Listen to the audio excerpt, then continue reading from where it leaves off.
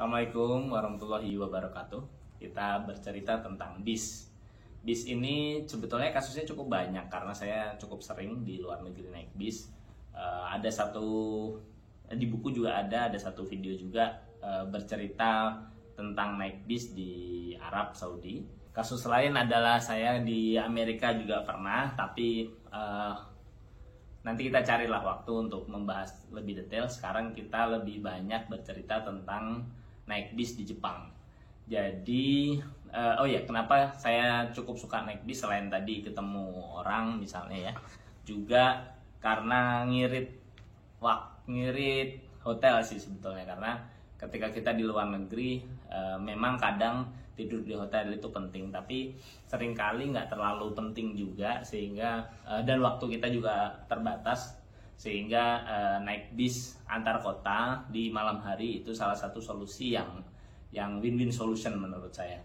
Bahkan di banyak bis itu juga ada wifi-nya, sehingga ya lebih murah, dapat wifi dan lain-lain.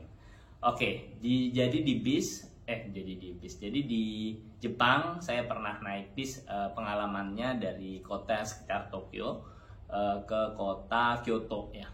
Perjalanan saya agak lupa, mungkin 6 jam atau 8 jam gitu.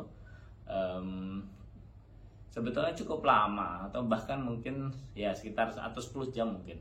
Jadi berangkat itu malam, sampainya pagi. Tentu kita biasanya cari berangkatnya yang paling sampainya sih, kita lihatnya dari sampainya, karena kalau sampai terlalu subuh atau sebelum subuh kita juga kadang bingung gitu di sana, karena itu lokasi baru. Lebih baik kita berangkatnya lambat, sampainya lebih awal, sampainya pagian gitu, nggak terlalu tengah malam banget.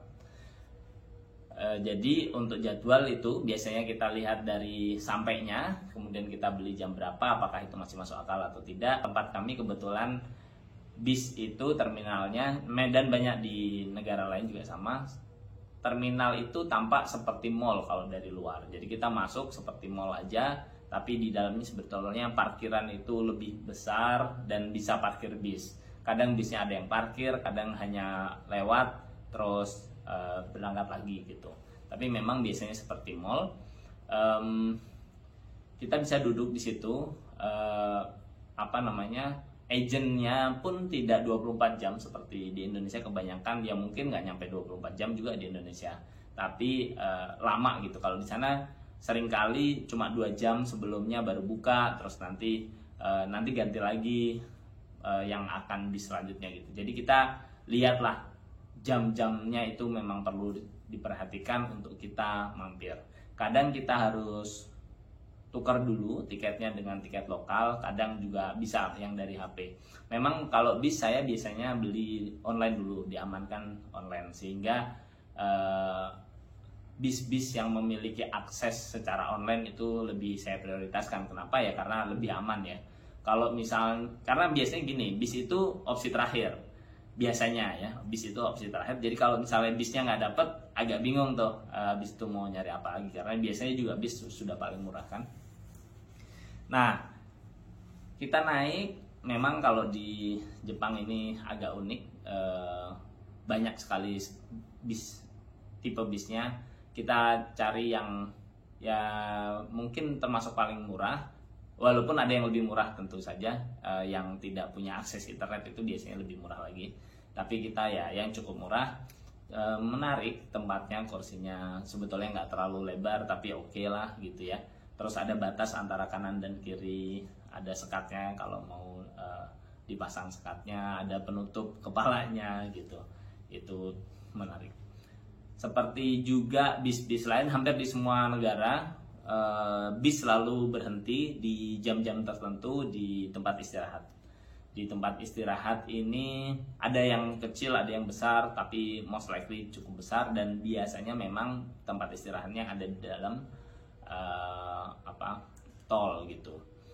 Apakah selalu ada toiletnya? Nggak mesti, tidak semua bis ada toiletnya, tapi beberapa bis ada toiletnya kecil banget, jadi di bagian bawah lantai gitu.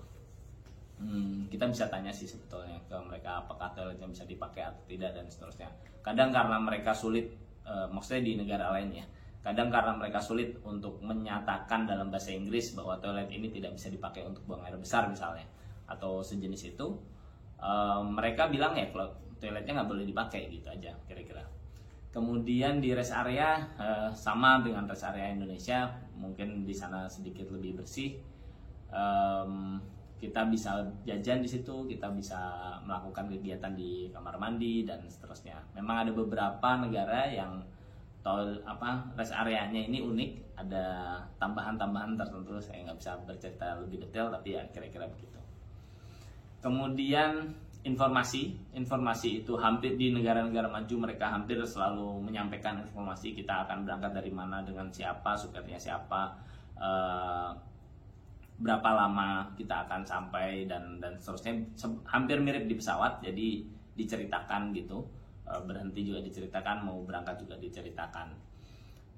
Bedanya kalau di Jepang mereka sangat disiplin, kayak hampir setiap stopover atau tahapan tertentu mereka ngisi logbook, ini harus diisi, dia akan menyampaikan sesuatu tapi di internalnya dia ya, sehingga clear, masing-masing itu terdata dengan baik.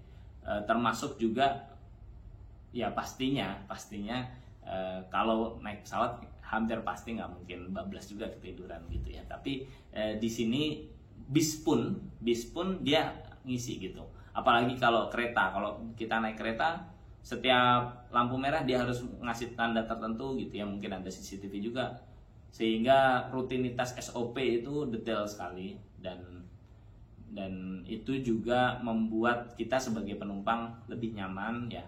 Mereka juga tentu tidak bisa ugal-ugalan datang terlalu cepat dan seterusnya. Setelah itu ya sehingga mereka bisa membuat stopover, artinya berhenti di satu tempat ke tempat lain gitu ya, di satu titik ke titik lain, itu cukup detail waktunya, bahkan sampai menit-menitnya itu biasanya bisa pas gitu karena disiplin banget, dan juga nyaman, tentu kecepatannya sudah diatur. Dan itu juga yang membuat kadang pemberhentian kita itu nggak ada orang, jadi kita cuma nunggu di bus stop di jam tertentu, ya udah bisnya akan datang aja di situ dengan tepat gitu, karena itu sudah tepat. Jadi biasanya kita tidak meragukan bahwa bis akan datang atau tidak datang, atau miss atau sejenisnya. Kira-kira begitu. Terima kasih. Kita jumpa lagi. Kita akan coba terus buat video-video pendek, terutama yang sekarang lagi hype juga India. Kita akan bikin video-video tentang India. Assalamualaikum warahmatullahi wabarakatuh.